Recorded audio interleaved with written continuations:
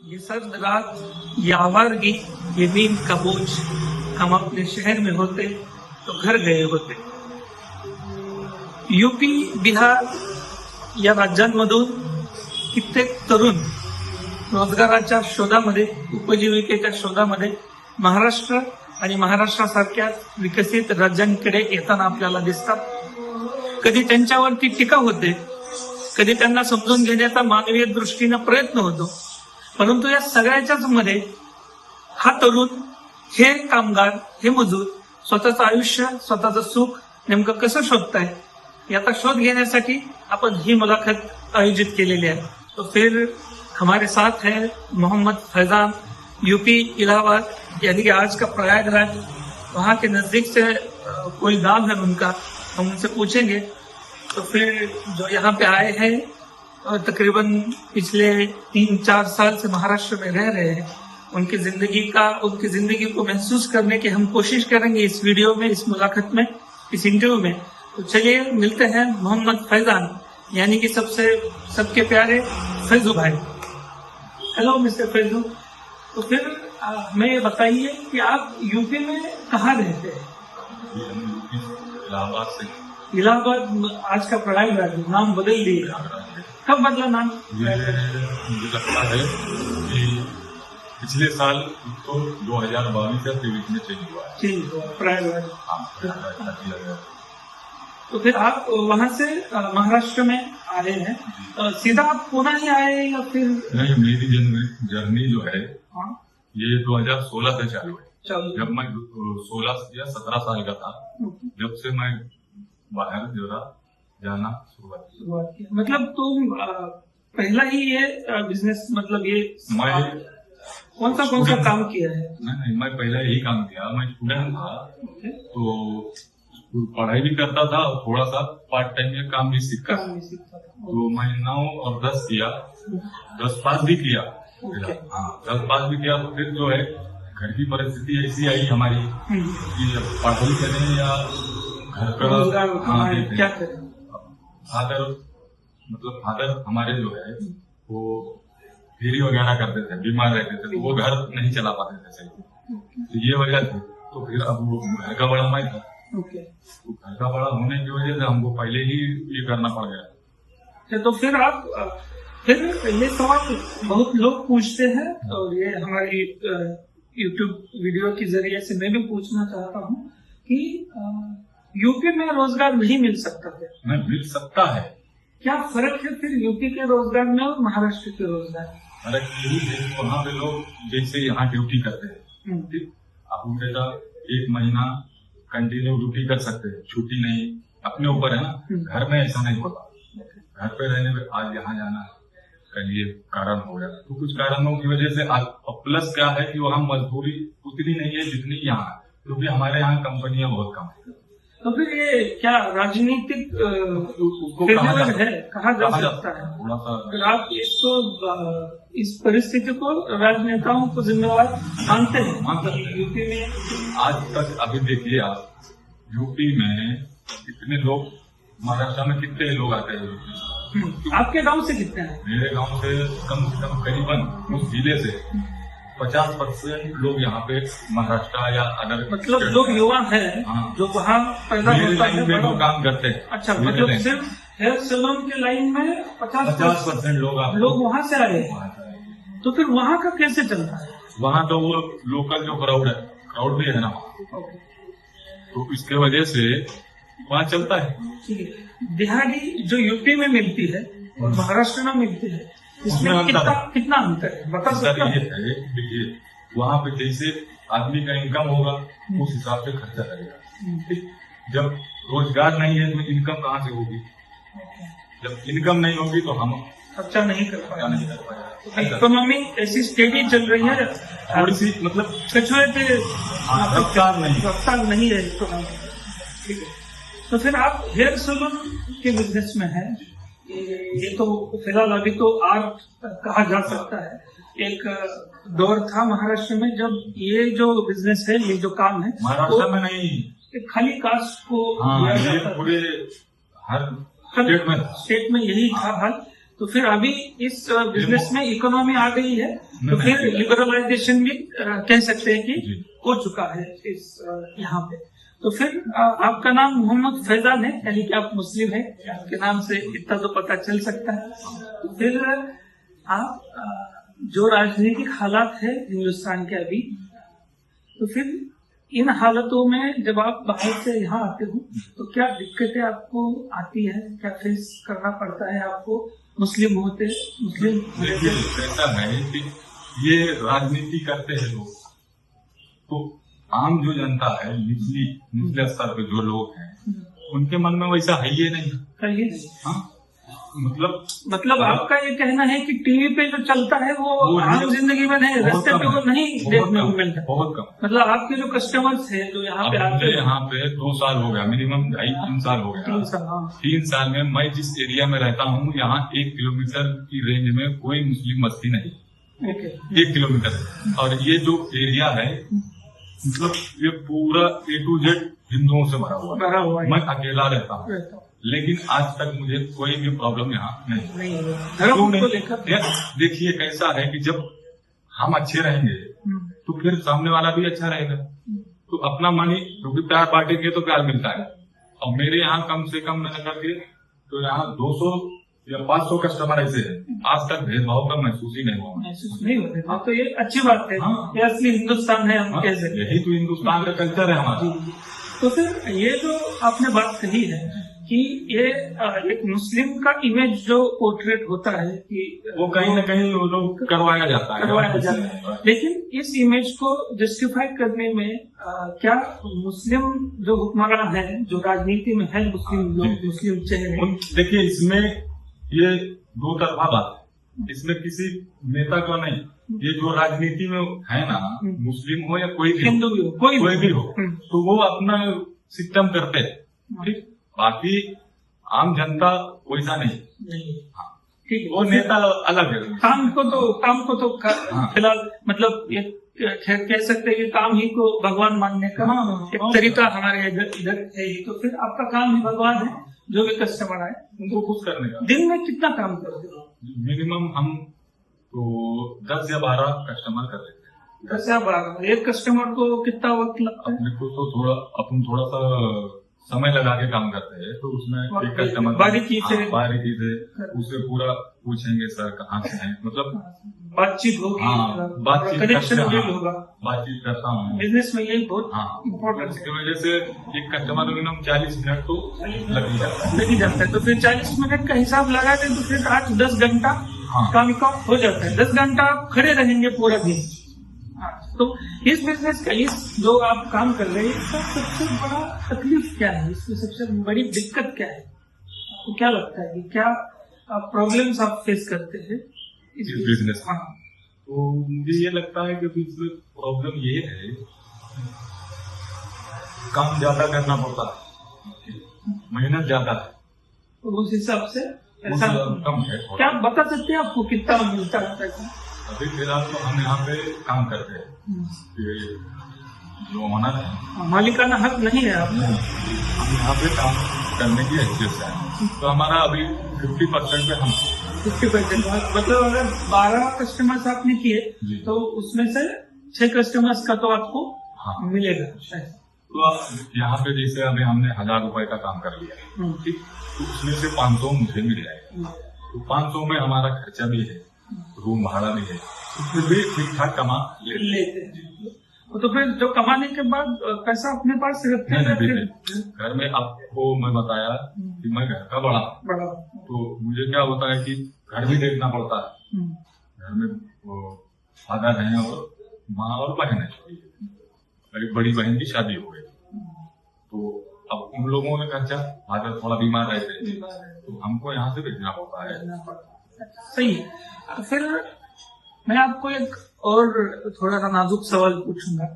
पिछले कुछ महीनों में महाराष्ट्र में एक राजनीतिक हवा चली थी कि जो बाहर से लोग आते हैं उनको मराठी बोलनी चाहिए, मराठी सीखनी चाहिए। तो पिछले 3 साल से आप महाराष्ट्र में हो, हालांकि आपको कंफर्टेबल फील कराने के लिए हम हिंदी में बात कर रहे हैं, तो फिर क्या आपका मराठी का नॉलेज उतना है? देखिए, मेरे कहने का मतलब, अब मैं यहाँ हूँ 3 साल से, क्या मराठी में बता सकते हैं आप एक भैया? थोड़ा सा मतलब कोशिश करते हैं. कोशिश करता हूँ. मी इकडं 3 वर्ष झाले. हा, 3 वर्ष आहे. आणि 3 वर्षामध्ये मी 2 वर्ष झालं किंवा लवकर प्रयास केली मी. शिकायचं प्रयास केली. इकडं मी कस्टमर माझ्याकडे सगळं मराठी येतं. मराठी. बरोबर. तो आणि उनसे बात करने के लिए उसके माधुरी जबान में, तो फिर उसके लिए मैं उनसे मराठी बात करने लगा. धीरे धीरे सीखना स्टार्ट किया. समझ में तो पूरा आता है. समझ में पूरा आने लगा. लेकिन फिर क्या हुआ, उनके भाषा में अगर हम बात करें, ठीक, तो क्या होता है, जैसे आपके भाषा में मैं बात करूंगा तो आपको ज्यादा लगाव होगा. कस्टमर माझ्याकडे जास्त येते. असं कोशिश कर रहा है बंदा की अपनी जुबान में बात करे, तो सही है. तो फिर मतलब किसी भाषा को किसी के ऊपर थोपना भी गलत है. देखिए, ये जो आप बता रहे हैं, ये मामला ये है कि जैसे कि अभी अपना ये मराठी बोल, मैं इधर हूँ, मुझे कंफर्टेबल है बोलने का, जबरदस्ती नहीं कर सकते. जबरदस्ती बस अब ये भी मैं नहीं कह सकता कि मैं नहीं बोलूंगा, नहीं बोलूंगा, क्योंकि मैं यहाँ दोनों. हाँ, मैं यहाँ व्यापार करने आया, ठीक, कमाने आया. मैं यहाँ पे अगर आप बोल रहे हो कि ये बोल, तो ये गलत है. अब मैं ये बोलूंगा कि नहीं, मैं नहीं बोलूंगा, तो ये भी गलत है. तो फिर अभी एक सवाल ऐसा बनता है कि जो कल्चर यूपी का है, जो प्रयागराज इलाहाबाद के नजदीक आप रहते हैं, मतलब अदब वाला गंगा जमुनी तहजीब है वहाँ की, तो फिर वहाँ की तहजीब और यहाँ की तहजीब आपको क्या फर्क महसूस होता है, और क्या यहाँ की तहजीब में अच्छा लगता है या अच्छा लगता है? क्या क्या अच्छा लगता है, कौन सी बात अच्छी है? यहाँ के लोगों का जो बिहेवियर है, मिलनसार है. अच्छा, तो फिर अगर आप कभी फ्यूचर में जाओगे अपने घर, बूढ़े होंगे, अपने बच्चे आपके पोते होंगे, उनको जब आप महाराष्ट्र के बारे में बताएंगे तो फिर क्या बताएंगे महाराष्ट्र के बारे में? महाराष्ट्र में मैं कहीं रुकता नहीं. मैं इससे पहले भी कई जगह रह चुका हूँ, तो वो ज्यादा दिन अपना यहाँ ज्यादा अच्छा लग रहा है, इसलिए यहाँ रहता हूँ. और यही बातें बताई जाएंगी कि वहाँ रहता था, नाम भी हो गया था. 2 साल में इसके लोग भी जानते हैं. हाँ, तो किस्से कहानियां बहुत सारी लेके जाओगे उधर की, मतलब क्या था, कैसा था, मतलब महाराष्ट्र के लोग अच्छे हैं, ये यूपी में बात पहुंच जाएगी. वो तो अच्छे है ही है, जो लोग बोलते होंगे वो अलग बात है, लेकिन वो टीवी पे जो दिखाई जाती है वो अलग चीजें हैं. जो नीचे स्तर पर रहता है लोग, तो उसका अलग बात.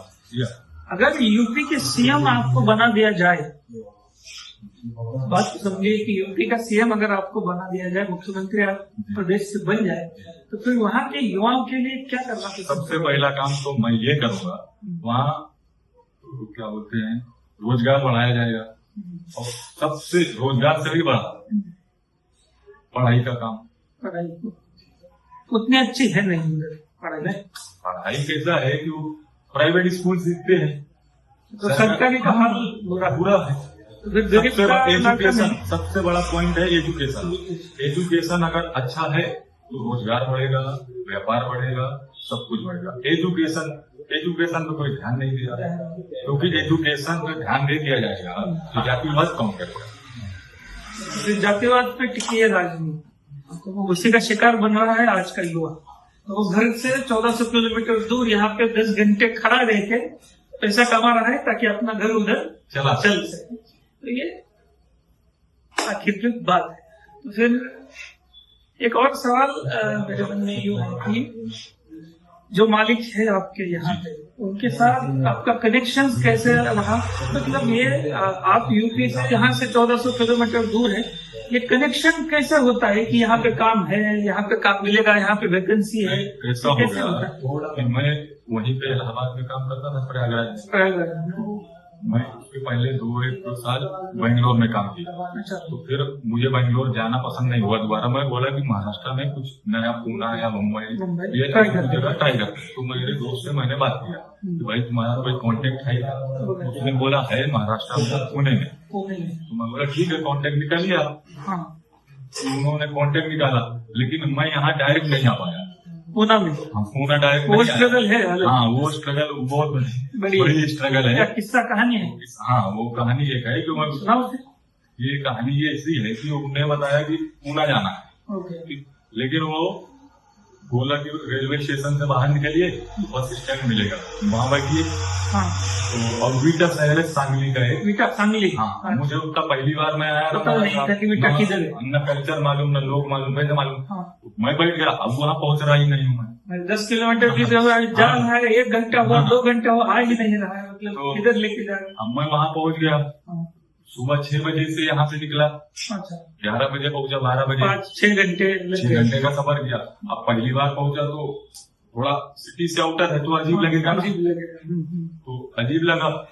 मैं उनसे बात किया कि भाई मुझे अच्छा नहीं लग रहा है, मुझे तो बता दिया, जिसने भेजा था पहले उसको फोन लगाया मैंने। ऐसा हाँ, ऐसा ऐसा बात है। तो बोला ठीक है, 1-2 दिन एडजस्ट कर लो, नहीं समझ में आया तो फिर देखो। 1-2 दिन एडजस्ट क्या करना है। मैं जिस दिन पहुंचा उस दिन तो कैसे भी तसल्ली ले लिया, रात भर सोया नहीं। अब मुझे वहाँ अकेला रख दिया गया, जिस कमरे में था ना लाइट थी ना कुछ था, अच्छा। वो अलग से ही दे दिया गया था मुझे। मतलब ये भी स्ट्रगल है। हाँ, मतलब ये काफी लोगों को फेस करना पड़ता है। जो नया आता है तो उसको प्रॉब्लम होता है। फिर सुबह में जब हुई, फिर सुबह तो मेरी तबीयत खराब हो गई। अच्छा। मन बोला कि ऐसा है कि वो जाना जाना पड़ेगा तुरंत यहाँ से। फिर कांटेक्ट निकाला कहीं ना कहीं से, फिर वहाँ से भागा। प्रयागराज से बेंगलोर, बेंगलोर से विटा सांगली, हाँ। सांगली से फिर पूना में नवी पेट में आप सेटल हो गए। आप यहाँ पे जान पहचान हो गई, सही है। यहाँ के आसपास के नजदीक जो रहने वाले लोग हैं, इनसे आपकी बातचीत होती है? जी, हमारी बॉन्डिंग बहुत अच्छी है यहाँ, एकदम परिवार ही रहता रहता हूँ। हमने एक दिन देखा था आपके यहाँ कुछ पूजा की, तो वो जी। साफ सफाई करने में मदद कर रहे हैं। हम सब करते हैं, सामने हमारे मंदिर भी है यहाँ। अच्छा, क्या 4-2 नाम बता सकते हो यहाँ के जो जिनके साथ आप? ये आकाश खरगने करके हैं, वो हमारे भाई बोलता हूँ। भाई बोल जी। और जहाँ मैं खाना खाता हूँ मेरे दादी बोलते हो, मतलब उनकी बीवी को बहन मानते हैं। ताई बोलता हूँ, ताई। मैं यहाँ ही खाना खाता हूँ। खाते। आज मुझे 3 साल हो गया, अभी तक मैंने चेंज भी नहीं किया कोई जगह। हाँ। अभी थोड़ा बैक टू आपके बिजनेस पे आएंगे, काम पे आएंगे कि कस्टमर्स का क्या रिक्वायरमेंट रहता है आजकल, क्या चल रहा है, कौन सा कट चल रहा है ट्रेंड में? अभी तो देखिए कि कैसा है कि ज्यादातर मुलेट कट एक आया है। Bullet cut? अच्छा, बुलेट या मुलेट? मुलेट होता है। अच्छा, बुलेट कट करके बुलेट पे बैठ के जाने का फिर? अच्छा, सही है, सही है। तो बुलेट कट क्या रहता है उस बुलेट कट में? वो अभी एक क्रिकेटर हैं विराट कोहली, उनमें से जो है। अच्छा, उन्होंने प्रमोशन किया तो फिर सब करने चलने लगा। वो तो 2-3 साल हो गया, लेकिन अभी ज्यादा हो गया। अभी ज्यादा हो गया। ठीक है। कोई ऐसा टिकटों में मतलब कोई बहुत ही अलग फरमाइश करता है? में आते हैं जैसे कि कोई एक आध किस्सा हो तो बताओ। किस्सा तो बहुत सारे हैं। जैसे कोई आया, अब वो बोले 0 कर, लेकिन उसको 0 पता नहीं होता क्या है। अच्छा, उसको चाहिए 1 नंबर की, 1 नंबर, लेकिन वो बोल रहा है 0 कर। अब 0 कर दिया तो जिक्री कर रहे हैं, उसको अच्छा नहीं दिख रहा है, इसलिए क्या करते हैं? हाँ, तो फिर ये तो जो काम आप कर रहे हैं उसका पूरा नॉलेज आपको है, लेकिन कस्टमर को नहीं है। देखिए कैसा है कि दिन में अगर 15 आदमी आ रहा है, 10 आदमी आ रहा है, तो उसमें 1 आध आते रहते हैं, वो नॉर्मल है, चल रहे हैं। हाँ। काम का ही एक मतलब पार्ट ऑफ वर्क है। उससे अपन इंजॉय भी करते हैं जरा, नहीं तो सारा दिन काम कर करके बोर भी होता है ना। कोई एक नया आ गया तो इंजॉयमेंट भी होती है। इधर हम देख पा रहे हैं, मतलब महेंद्र सिंह धोनी का फोटो लगाया है, चार तो बहुत खूबसूरत हसीन लड़कियों का भी फोटो लगाया है। ये क्या बोलते हैं इसको, आईब्रो कट किए हुए एक युवा का फोटो लगाया है। मतलब ये स्टैंडर्ड ऑपरेटिंग सिस्टम है सलून का। जब आएगा तो फिर दिखना चाहिए कि भाई हमको ऐसा दिखना करना है, मतलब ये ब्रांडिंग ये है। फिर आप खुद ही मतलब जो कस्टमर्स आते हैं उनका ही फोटो निकाल के क्यों नहीं लगा? तो वो लगाया जाएगा, हर कोई एग्री भी नहीं होता ना, नहीं होता। हर कोई नहीं होता। इसलिए हेयर आर्टिस्ट बोला जाता है आज। जी हम आर्टिस्ट, देखो आर्टिस्ट वो होता है जो एकेडमी से सीख के आया है। हमने स्ट्रगल बहुत किया है, हम एकेडमी वाले नहीं। मतलब जमीनी हालात से आपने देख के सीख के गलतियां करके आप यहाँ पे पहुंच गए। तो शायद आपका जो जर्नी है वो एकेडमी के जर्नी से कम। एकेडमी में क्या होता है, 6 महीने का 6 महीने का कोर्स होता है। आप ब्रांड्स के बारे में जानते हो जो मतलब है अलग अलग हिंदुस्तान में अभी काम करे, जावेद अली है, आज बहुत सारे ब्रांड्स हैं, लेकिन हमारे पास सर्टिफिकेट नहीं है ना उस ब्रांड में काम करने के लिए। अब सर्टिफिकेट बनाने के लिए हमारे पास 70-80 हजार रुपये होना है। 80 हजार का उसका डिमांड है, तो उससे ज्यादा तो फिर ठीक है, अपना यही करने वाला चल रहा है। चलो, तो हर जगह पे जावेद अली बन गया तो फिर हम लोगों का क्या होगा? तो अभी रेट क्या चल रहा है? जी हमारे यहाँ तो इस एरिया में फिलहाल 230-240 लोग ले रहे हैं। ले रहे हैं मतलब सिर्फ हेयर कट का? नहीं, हेयर कट आगे भी है, हेयर कट और दाढ़ी का 240 230-240 का, कोई 250 भी ले रहा है। तो हमने क्या डिसीजन लिया, क्योंकि हम थोड़ा सा अभी अंदर गली में इधर पे उतना क्राउड कम है, तो हमने ये डिसीजन लिया कि यहाँ पे कैसा है, लोग स्टूडेंट हैं, पढ़ने वाले बच्चे हैं, अब उनका बजट उतना होता नहीं, तो उस हिसाब से हमने 20 रुपए या 30 रुपए कम करके 200 रुपए ब्लेड कटिंग कर रख दिया। तो हम ये सही स्टूडेंट के हिसाब से देखो, हम भी स्ट्रगल में थे, हमको मालूम है ना स्ट्रगलिंग होती क्या है।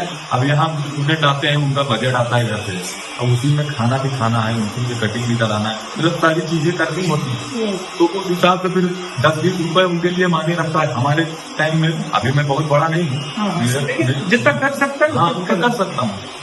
अभी कल्चर की बात हमने, तहजीब की बात छेड़ी थी, 2 सवाल की था, तो फिर मैं आपको ये बात पूछूंगा कि यूपी वाले छत्रपति शिवाजी महाराज के बारे में क्या सोचते हैं? आपको क्या मालूमात है छत्रपति शिवाजी महाराज के बारे में?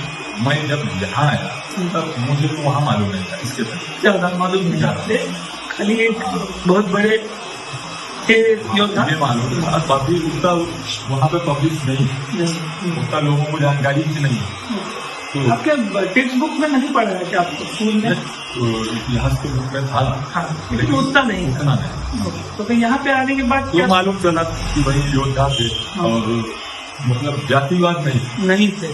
सही बात है। जो कमांडर थे वो मुसलमान थे, सही बात। वो जब की राजनीति वो तब अलग चलता था, अब अलग चलता है, और वो तो महान थे ही भाई। आपको अच्छे लगते हो? हाँ जी, देखिए अगर जातिवाद होता उसमें तो उनके कमांडर मुसलमान क्यों होते? अब जातिवाद अगर होता तो वो अलग विषय।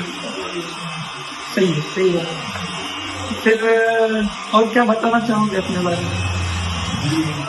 मैं मोहम्मद फैयाज, मेरी उम्र अभी 23 साल है, मैं 10 साल से काम कर रहा हूँ। 17 साल से? हाँ, 16-17 साल की उम्र से मैं थोड़ा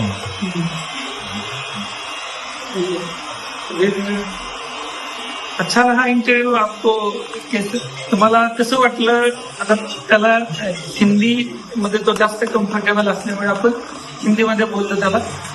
त्याला मराठी पूर्ण समजते, परंतु बोलण्यामध्ये थोड्या अडचणी येतात. त्याच्यामुळे हिंदीमध्ये आपण हा इंटरव्ह्यू कंडक्ट केला. आमच्या युट्यूब चॅनल आणि आमच्या टीमच्या वतीनं तुमचे खूप खूप आभार. धन्यवाद भाऊ. तो मराठी में भाऊ बोलते हैं भाई को, आपको तो पता ही है.